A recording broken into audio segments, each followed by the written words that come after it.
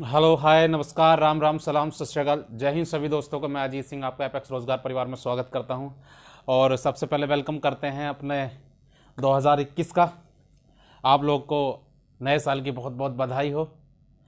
उम्मीद करते हैं ये साल आपका अच्छा बीते और आपके सारे सपने साकार हों। ऐसी उम्मीद के साथ हम अपनी शुरुआत करते हैं। जैसे मैंने तुमसे वादा किया था कि हम 1 तारीख से अपना सेशन स्टार्ट कर देंगे और ऊपर वाले की कृपा है, आप लोगों का प्यार है, साथ बना हुआ है, ऐसे ही है तो हम आपके सामने उपस्थित हैं आज सेशन लेकर के। और सेशन मैंने बताया था हमारा आज CTET का एक जो पेपर नज़दीक है उसको लेकर के हम अपना टॉपिक स्टार्ट करने वाले हैं। मैंने बताया था आपको मैथ्स के साथ में जुड़ने वाला हूं, तो 30 वीडियो मेरी होंगी। पूरा 1 महीने का सेशन चलेगा हमारा। डेली टू डेली मैं 30 वीडियो अपलोड करूंगा और पूरे मैथ्स को सॉल्यूशन कराऊंगा जो भी उसमें टॉपिक्स आते हैं। ठीक है, तो आप मेरे साथ बने रहिए। आज हम पहला सेशन स्टार्ट कर रहे हैं और पहली वीडियो है। पहले तो मैं उन सभी दोस्तों को धन्यवाद देना चाहूँगा जो दोस्त मेरी वीडियो देख रहे हैं, मुझे सपोर्ट कर रहे हैं। उन सभी का मैं तहे दिल से शुक्रिया करता हूँ, थैंक यू करता हूँ और उम्मीद करता हूँ कि आप जिस विश्वास से मेरे साथ जुड़े हैं मैं उस पर खरा उतर सकूं और चीज़ें आपको बेहतर से बेहतर दे सकूं।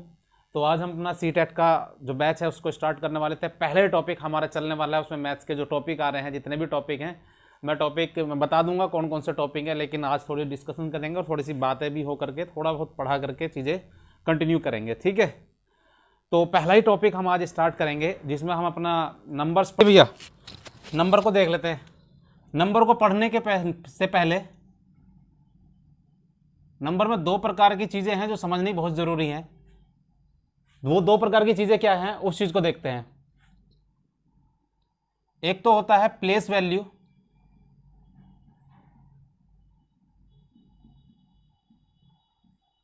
और एक होती है फेस वैल्यू।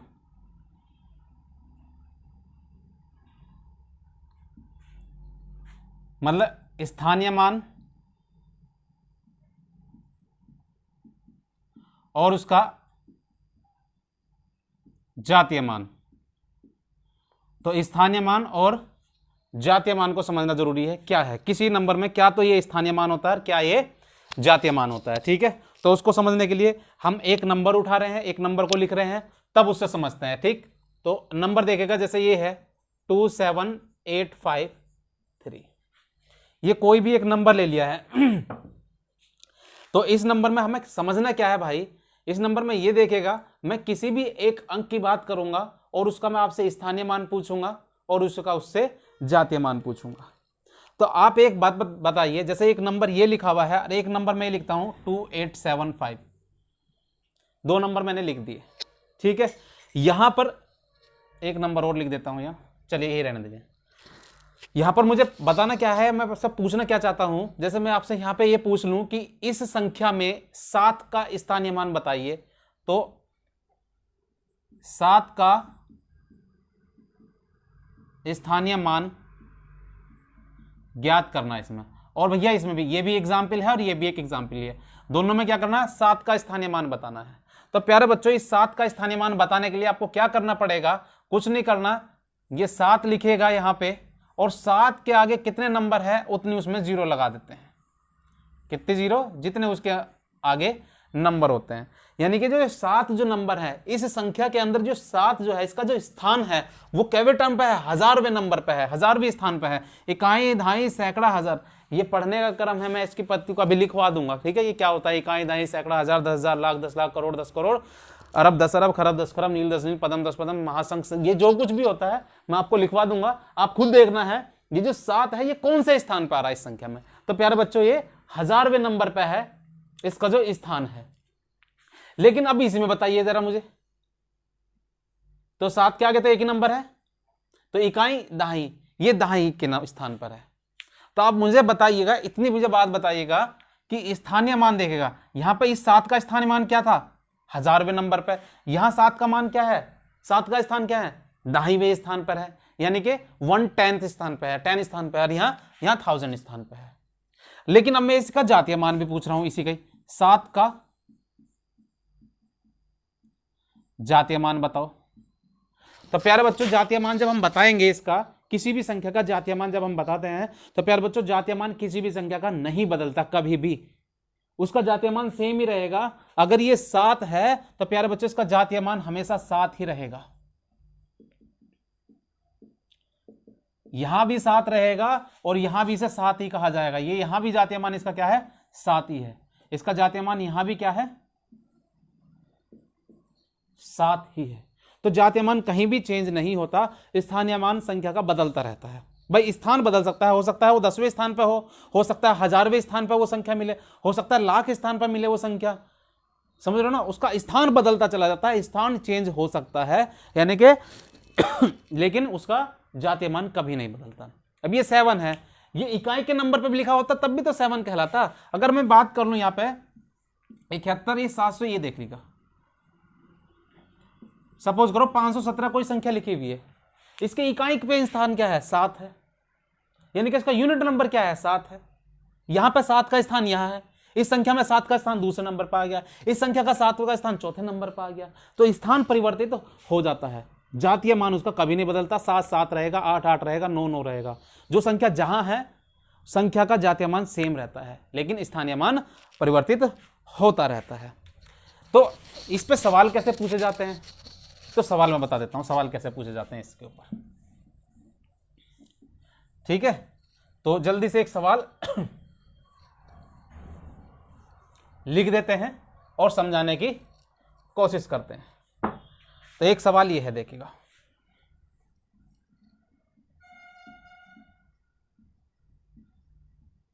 ये एक एग्जाम्पल है, इसमें आपको 5 का व 7 का स्थानीय मान का योग ज्ञात करो। एक लाइन बढ़ा दी, मतलब 5 का भी स्थानीय मान निकालो और 7 का भी स्थानीय मान निकालो और उन दोनों को ऐड कर दो, यही तो है। तो कर देंगे, कोई समस्या नहीं है भैया। रे इस 7 का स्थानीय मान क्या है 7 लिखो, नंबर कितने इसके आगे 4, तो 4 जीरो लगा दो। इस 5 का स्थानीय मान क्या है, इसको लिखो यहाँ 5, इसके आगे कितने जीरो 3 नंबर है, तो 3 जीरो लगा दो, सबको जोड़ दो, तो कितना आ गया 75,000। कभी ये योग कह सकता है, कभी ये इसको माइनस करने के लिए कह सकता है कि इसका अंतर ज्ञात करो, कभी ये इसका गुणनफल भी कह सकता है। अगर इसी सवाल के अंदर यहाँ योग ना कह के यहाँ कह देता है इसका अंतर ज्ञात करो, चलो अंतर भी लिख दिया, लो दूसरे में कह देता है इसका गुणनफल ज्ञात करो, तो प्यार बच्चों गुणनफल भी कर देंगे, क्या समस्या आ रही है। तो योग तो यहां लिख दिया था, यहां इसका अंतर लिख देंगे, क्या दिक्कत आ गई, ये लो 0 0 0, यहां 10 हासिल 10 हो जाएगा, 10 में से 5 गए 5, यहां 6 बचेगा। खुद ही देखो 70,000 में से 5,000 घटा दो तो 65,000 बचे, और क्या, ये तो अंतर हो गया इसका। यहां गुणनफल देख लो, पर गुणनफल भी तो निकलवा सकता है, वो किसका, इसी का 70,000 और गुना 5,000। प्यारे बच्चों जिसके लास्ट में 0 0 0 लग रही हो, गुणनफल करना बड़ा आसान होता है, नंबर के नंबर में ही कर लो, बस नंबर के नंबर में कर लो और बाकी जीरो को काउंट करके लिख दो। तो 7 पंजे 35 और 4 जीरो ऊपर और 3 जीरो नीचे, 7 जीरो होगी कुल मिलाकर, 3 3 6 7 जीरो होगी, तो 35 करोड़ हो गया ये। इसको वैज्ञानिक पद्धति में अगर लिखना चाहें तो 35 गुना 10 की पावर 7, ये प्यारे बच्चों ये वैज्ञानिक पद्धति होती है इसकी। तो ये इसका स्थानीय मान जातीय मान के ऊपर सवाल बन सकता है, आपसे कुछ भी पूछ सकता है, वो उसका स्थानीय मान निकलवा के उनका अंतर पूछ ले, हैं जी, उनका योग पूछ ले। अच्छा, इसकी एक एक्सपेंडेड फॉर्म भी होती है, कैसी फॉर्म, एक्सपेंड यानी कि उसको विस्तार करके लिखेगा, विस्तार करने में भी कोई समस्या नहीं है। विस्तार करके कैसे हो सकता है, मैं इसी को बता सकता हूं विस्तार रूप इसका कैसे।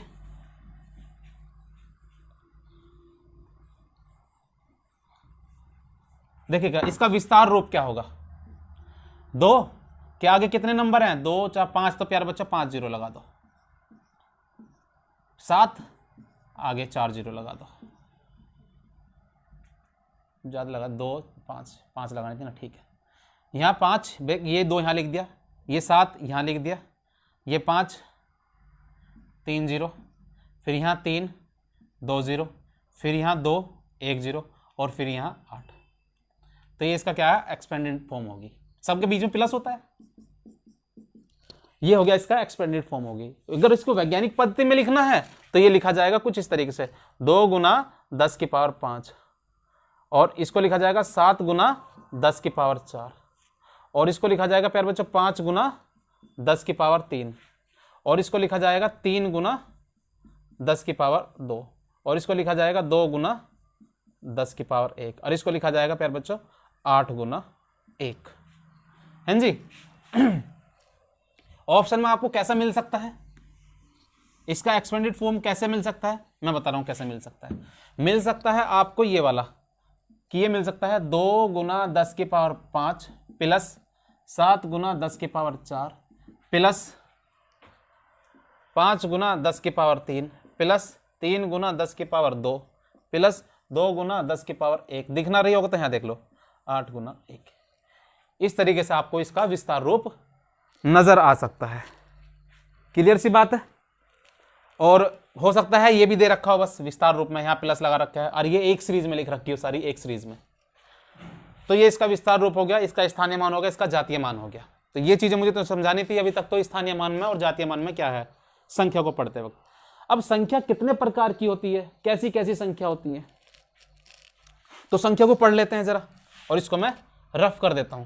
संख्या क्या है, संख्या कितने प्रकार की होती है। ठीक है, अभी तक हमने छोटी सी बात देखी है कि जातीय मान और स्थानीय मान की बातें हमने सीखी हैं छोटी छोटी, कि कैसे सवाल उसके बनते हैं कैसे नहीं बनते हैं, और करने की कोशिश करना, समझने की कोशिश करना। अभी हम कर रहे हैं कि संख्या कैसे है, कितने प्रकार की संख्या होती है, और हम पहचाने तो पहचाने कैसे। तो संख्या देखिएगा, कुछ मैंने लिखी है संख्या कि प्राकृतिक संख्या है, पूर्ण संख्या है, सम संख्या है, विषम संख्या होती है, भाज्य संख्या होती है, अभाज्य संख्या क्या होती है, फिर सहभाज्य है, फिर प्राइम है, फिर परिमेय है, अपरिमेय है, वास्तविक है, काल्पनिक है, पूर्णांक है, धन पूर्णांक है, ऋण पूर्णांक है। तो ये सारी चीजें है क्या। ठीक है, natural number, whole number, even number, odd number, जो डिवीजन नंबर होते हैं जब डिवाइड हो जाते हैं, ये prime number, coprime number, rational number, irrational number, real number, imaginary number, और ये इंटीजर्स, पॉजिटिव इंटीजर्स, और ये नेगेटिव इंटीजर्स। ठीक है, पहचान क्या है प्राकृतिक संख्याओं की। प्राकृतिक संख्या 1 2 3 4 5 6 7 8 9 सारे सब क्या है, ये प्राकृतिक संख्या है। ठीक है भाई, ये देखिएगा 1 2 3 4 5 6 7 8 9, ये सब क्या है, ये प्राकृतिक संख्या। पूर्ण संख्या क्या होती है यार, पूर्ण मेरा भाई जो संख्या होती है वो 0 से शुरुआत होती है, उसमें किससे, 0 से। 0 1 2 3 4 5 6 7 8 9। सम संख्या क्या होती है, सम संख्या भी होती है जो 2 से विभाजित हो जाएं, जो 2 से विभाजित होने वाली सम संख्या होती है। ठीक है, तो मेरे साथ जुड़ रहिए, और वीडियो को सभी दोस्त लाइक कर देना, और चैनल को सभी दोस्त सब्सक्राइब जरूर करना। सम संख्या क्या होती है, जो 2 से कट जाए, मतलब 2 4 6 8 10 12 14 16 18 20 22 24 26 28 30, जो 2 से कटती चली जाए। ठीक है ना, 2 4 6 इस तरीके सारी संख्या है।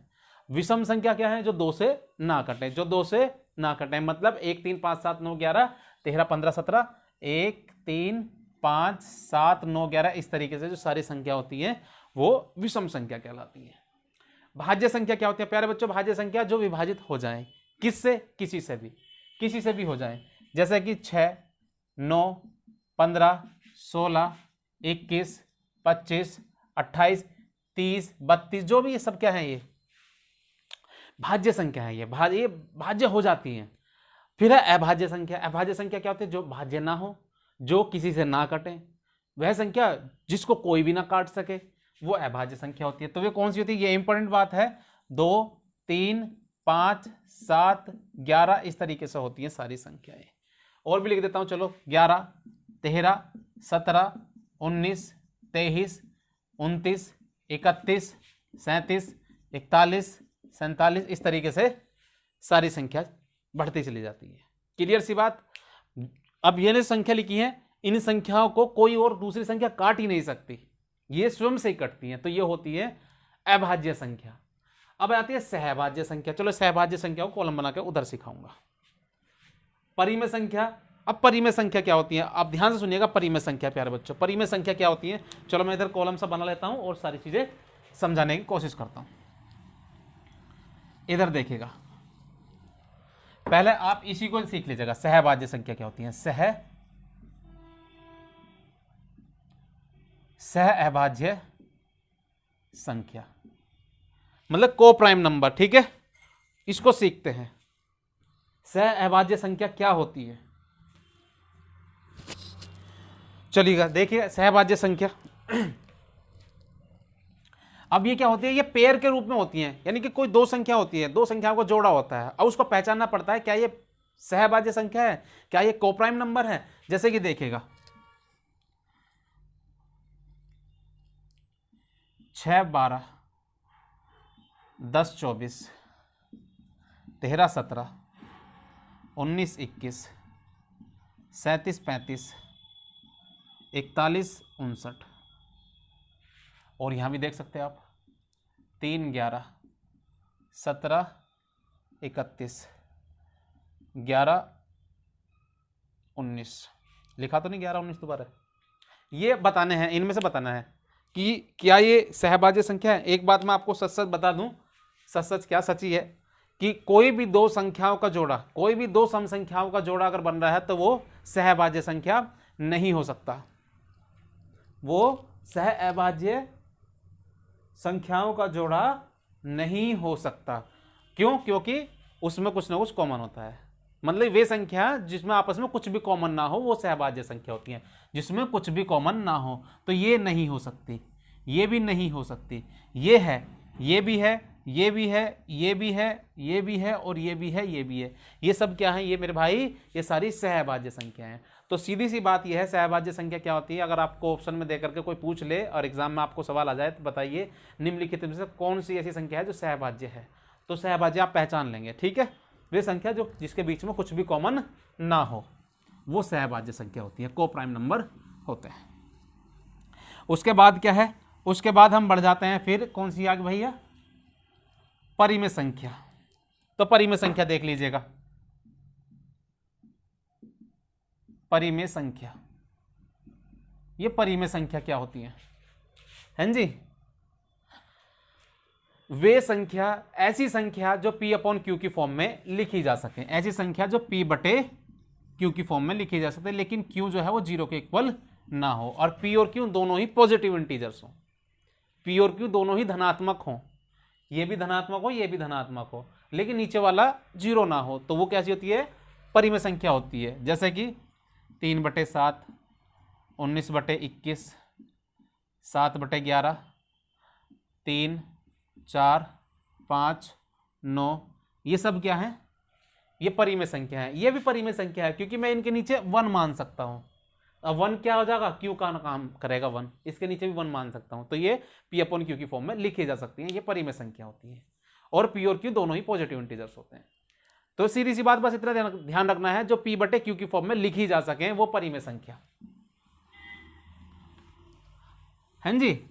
अब आ जाओ अपरिमेय संख्या, कैसी संख्या, अपरिमेय संख्या, बस सीधी सी बात है, जो P बटे Q की फॉर्म में ना लिखी जा सके, जो P अपॉन Q की फॉर्म में ना लिखी जा सके, इसका ऑपोजिट हो जाएगा, ठीक है, Q is not equal to 0, जो लिखा ही नहीं जा सकता तो वो अपरिमेय संख्या होती है। कैसी होती है अपरिमेय संख्या, देखिएगा √3, √5, √7, √6 भी कह सकते हैं, √9 और √11, ये अपरिमेय संख्या नहीं है, ये परिमेय संख्या है। क्या है ये परिमेय संख्या है। क्यों? क्योंकि √9 किससे आ जाएगा, 3 बाहर आ जाएगा निकल कर, 3 फ्रेश संख्या बची है, वो परिमेय संख्या हो जाती है ना। तो जो संख्या रूट से बाहर निकल जाए वो अपरिमेय नहीं होगी, वो परिमेय होगी। क्लियर सी बात है। पाई भी है, ये भी क्या है, सॉरी पाई उसमें है परिमेय में। तो ऐसी संख्या जो P अपॉन Q की फॉर्म में ना लिखी जा सके, जो P अपॉन Q की फॉर्म में ना लिखी जा सके, वो कैसी संख्या होती है, वो अपरिमेय संख्या होती है, ठीक है। तो ये अपरिमेय भी हो गया। उसके बाद आता है वास्तविक संख्या। ये सारी की सारी वास्तविक संख्या ही तो है, ये सभी वास्तविक संख्या ही है, टोटल सभी वास्तविक संख्या ही है। तो काल्पनिक संख्या क्या है, काल्पनिक संख्या देखिएगा, काल्पनिक संख्या जिसका वर्ग करने पर ऋणात्मक संख्या प्राप्त हो। उसका वर्ग भी कर दें और तब भी कैसी संख्या प्राप्त हो? ऋणात्मक प्राप्त हो। तो ऋणात्मक संख्या प्राप्त हो रही है तो वो कैसी संख्या होती है? वो काल्पनिक संख्या हो जाती है। काल्पनिक संख्या कैसे हो जाती है? एग्जाम्पल के रूट माइनस का 2, रूट माइनस का 3, रूट माइनस का 6 या रूट माइनस का x। अब प्यारे बच्चों इनका वर्ग करना, वर्ग करोगे तो माइनस का 2, माइनस का 3, माइनस का 6 और माइनस का x आएगा या नहीं आएगा?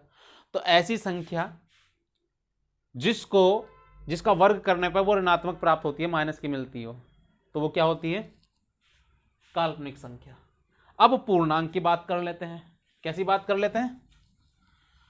पूर्णांक की बात कर लेते हैं। तो ये रहा बच्चा पूर्णांक। पूर्णांक बच्चों दो होते हैं, दो प्रकार के, एक तो धनात्मक और एक ऋणात्मक। एक धनात्मक पूर्णांक और ऋणात्मक पूर्णांक। अब धनात्मक पूर्णांक क्या होता है, ऋणात्मक पूर्णांक क्या होते हैं? धनात्मक तो ये हो गए 1, 2, 3, 4, 5, ये सब क्या है? ये धनात्मक पूर्णांक है। तो ऋणात्मक क्या है? माइनस का 1, माइनस का 2, माइनस का 3, माइनस का 4, ये सब क्या है? ये ऋणात्मक पूर्णांक है। एक नंबर लाइन पे जब संख्या रेखा पर नंबर को रिप्रेजेंट करना होता है, तो जब आप छोटे थे क्लास में आप सीखते थे कि एक नंबर लाइन ये बनाई, इस पर पॉइंट नोट कर दो, तो बीच में हो गया 0, तो यहाँ प्लस का 1, यहाँ प्लस का 2, प्लस का 3, प्लस का 4, प्लस का 5, इधर माइनस का 1, माइनस का 2, माइनस का 3 और माइनस का 4। तो ये वाले हो जाते हैं पॉजिटिव इंटीजर्स, ये हो जाते हैं नेगेटिव इंटीजर्स, यानी कि धनात्मक पूर्णांक और ऋणात्मक पूर्णांक। और ये टोटल क्या है? सारा का सारा पूर्णांक। तो ये भी हुआ कंप्लीट पूरी की पूरी। उसके बाद क्या आ जाती है? एक संख्या आपको और मिलेगी, सम्मिश्र संख्या। क्या होती है सम्मिश्र संख्या? कैसी? सम्मिश्र संख्या हैं जी। अब ये सम्मिश्र संख्या क्या वाला है, इसके बारे में हम आपसे बात करेंगे कल, ठीक है? तो कैसा लगा आपको सेशन? छोटी सी वीडियो बनाई थी, पहला सेशन मतलब कि पहली वीडियो है अपना, और नए साल है, पहला दिन है, बढ़िया से एंजॉय कीजिएगा घर परिवार वालों के साथ। आपको एक बार फिर से पूरी फैमिली को मेरी तरफ से happy happy happy new year की बहुत सारी आपको बधाई भाई। सभी बढ़िया से खुश रहिए और मौज से पढ़ते रहिए और ख्याल रखिए अपना, और वीडियो को लाइक करके जरूर जाना है और चैनल को सब्सक्राइब कर दें, दोस्तों में शेयर कर दें, ठीक है? आप ऐसे ही सपोर्ट करते रहें, मेरे साथ जुड़े रहें, मैं आपके साथ ऐसे ही बना हुआ हूँ। और पूरा सेशन हम कंप्लीट करेंगे, CTET का बढ़िया से एग्जाम करेंगे, ईमानदारी के साथ पूरी मेहनत से दिल लगा के काम करेंगे, ठीक है? तो ख्याल रखिए अपना। एक बार फिर से सभी पूरे परिवार को हैप्पी न्यू ईयर। चलिए नमस्कार, जय हिंद सभी को।